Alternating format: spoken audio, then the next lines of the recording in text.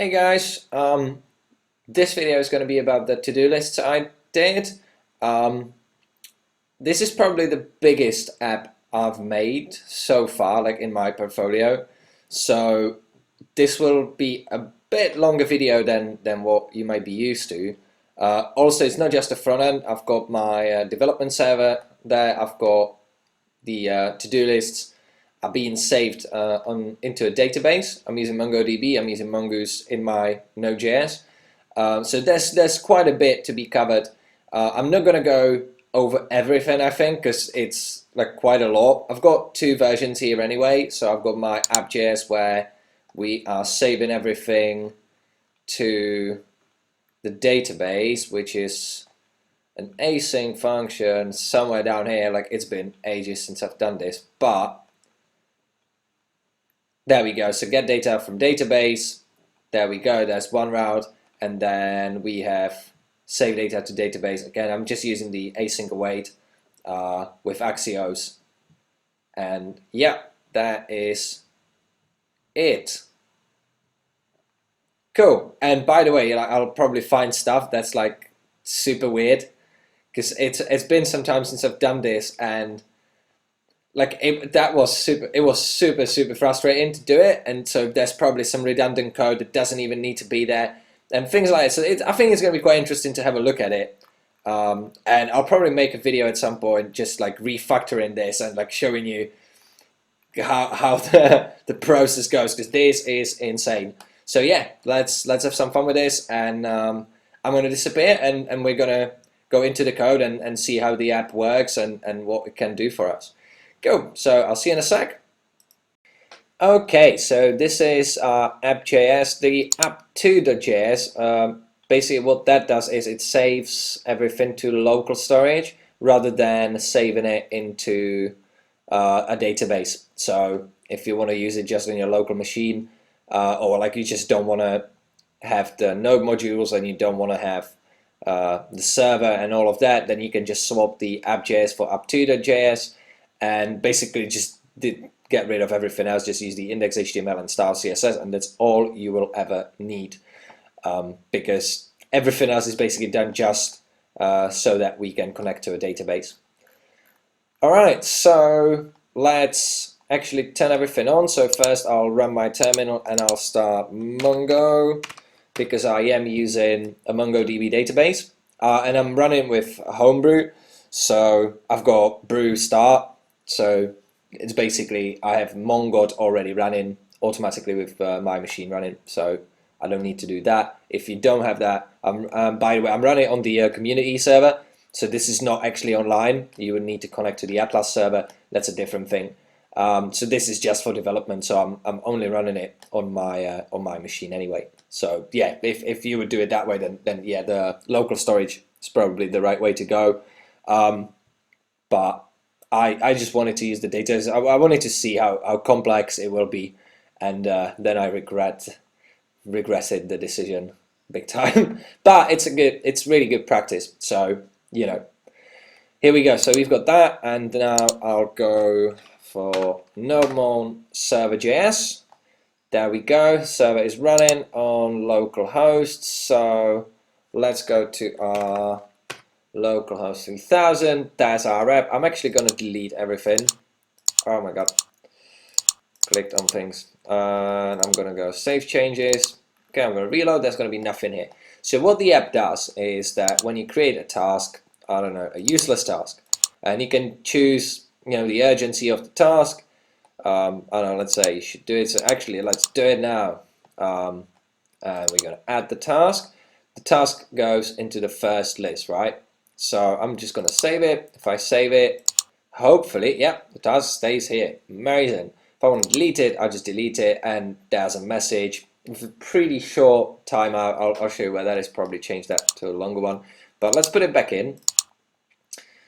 And there is an if check, so if I don't put anything here, it's just not going to do anything. Then I have some drag and drop capability in here, so you can drag them, so like it's almost there, it changes color, and then when it's done, it gets the line through decoration, and it's green, and yeah, that's it. thought I had the capability of actually undo this guy. Well, no, it actually isn't, because it renders. Basically, when it goes into an array, it changes its status. I'll show you that in a second. So say I add, this one is done. Let's do that, and then, well, it says done, and then walk the dog. No, let's walk the cat. I'm gonna walk the cat, and we should definitely do that soon. So let's put that over here, and I'm gonna save the changes. That's that. Even when I reload the server, it's still there. And if I say, I don't know, that's pretty much it. Like that, I like the drag and drop about it. Like, obviously, you have to be a bit more precise than I'm being right now. But yeah, there you go. It changed the colors, changes based on the urgency. It has different emojis, and then when you click on the bin, which is again just utilizing font awesome, then it deletes it. But if I don't save the changes, it'll be there again. So you always, when you delete something, then you want to click save changes, and then if I reload, it's not going to be there, right? So that's pretty much it, and we get our message. This is task reset when it goes to the first list, a task move to the middle list. Done, good job. Yeah, exactly, good job. And then it should say task successfully removed, and if I add a task, it says new task successfully added. So that's about it. And yeah, we have our date. So there's always the current date. Yeah, that's it. So if I save changes now, I reload, it's that. If I save changes now, reload, it's there. So there we go. So that's how it looks now.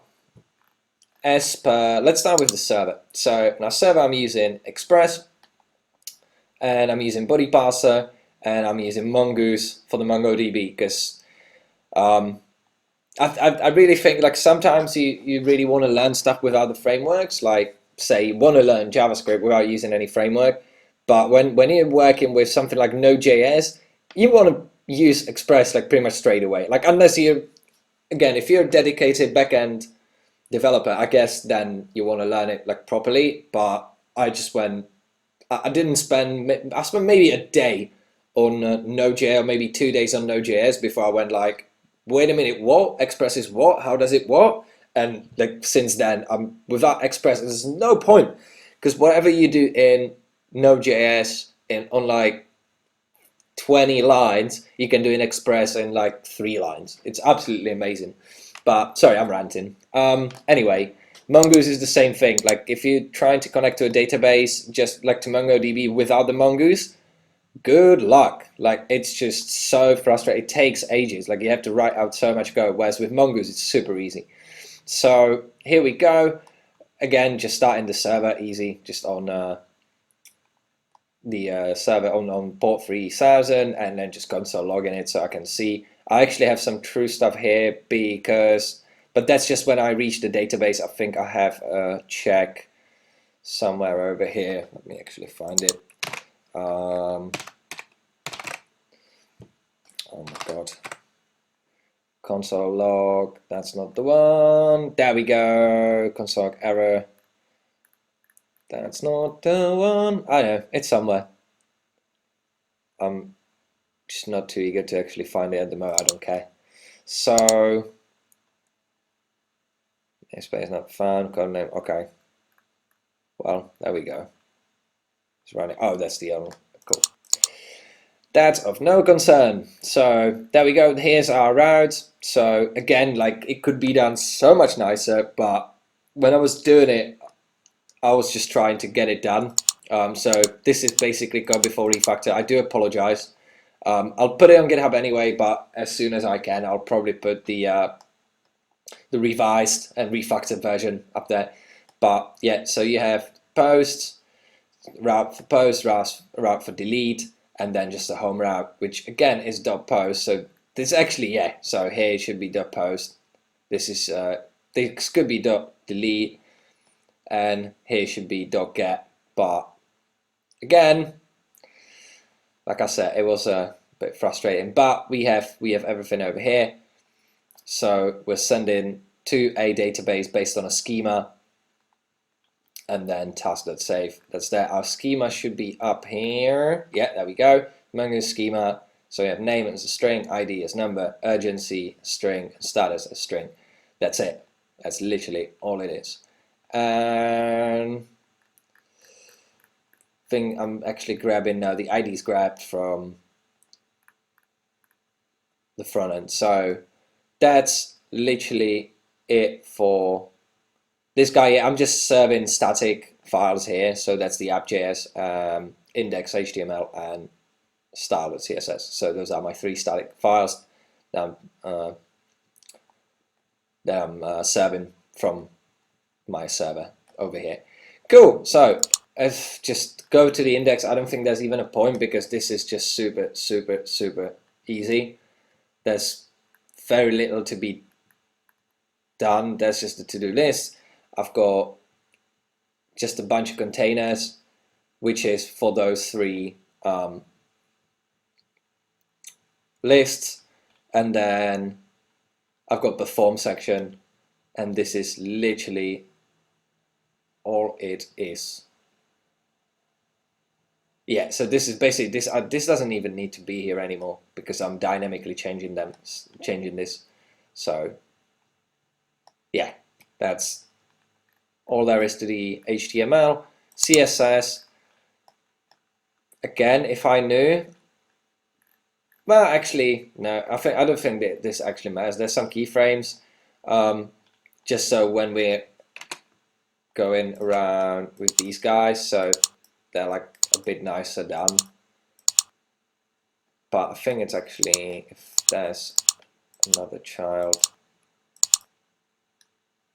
yeah. So anyway, CSS, super simple, nothing crazy.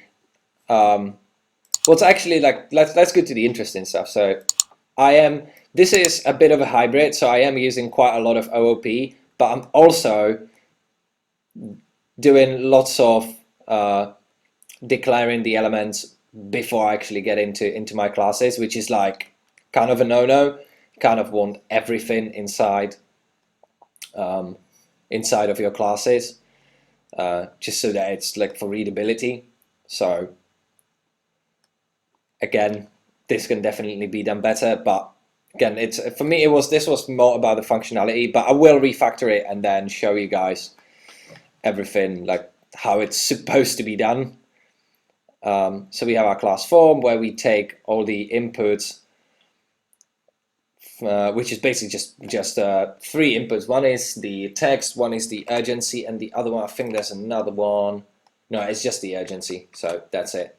So that's 2 inputs, and then we're clearing the input straight when we add the task. That's its own method. Then we have the show message, which is, and again, a little form method whenever we do anything. But we actually show the message.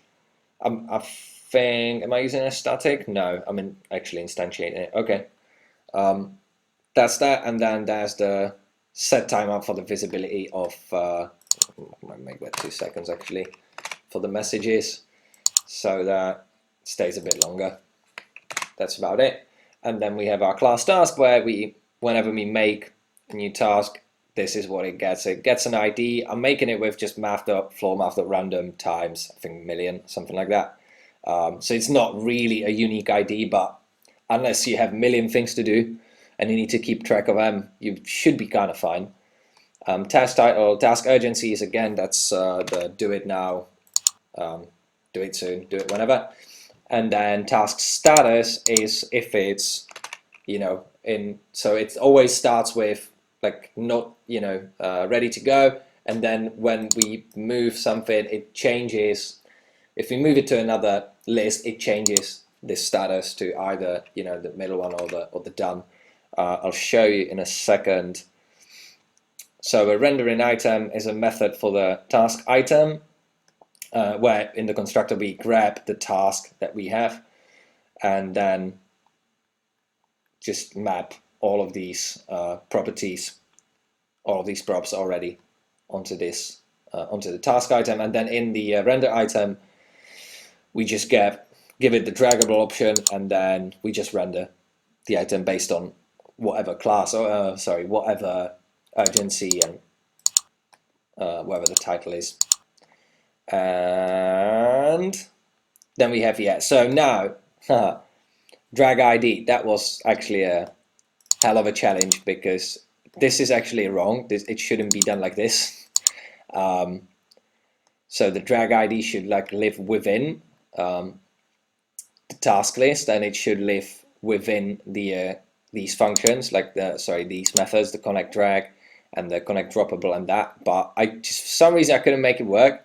So if you guys find out like why, then please do let me know if you want to get into this. And so I had to actually declare it as a global variable, and then it was fine, because now the access was there properly, so that was fine. But yeah, these are our drags. So there's the drag start, drag end, drag enter, and then droppable, and then drag leave, drag over. So all of these are right here. I actually had to look this up, because this is not something I'd be working with like all the time. So I had to see how exactly that works.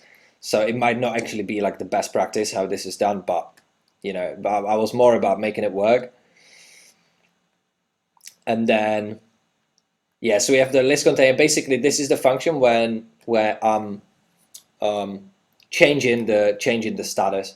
So whenever we drag it, when the drag ID equals the item.task ID, then I'm not obviously checking for the type. I'm just checking for the value, and because reference methods like that would be a bit of a pain.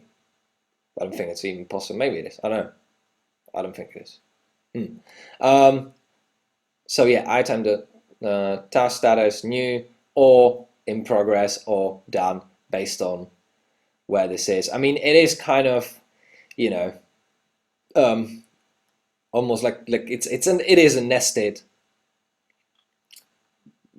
computation. So the big O is not going to be great. But again, you're not scaling it to, you're not doing this operation 50 times a second across thousands of users, so it shouldn't be that much of a problem. And then we re-render the whole list once we're done with this and show a message. So in the render list, again, we just render the whole list. Whenever we have the new task item, that is the new task item that takes in the item. So it basically just goes with the we instantiate.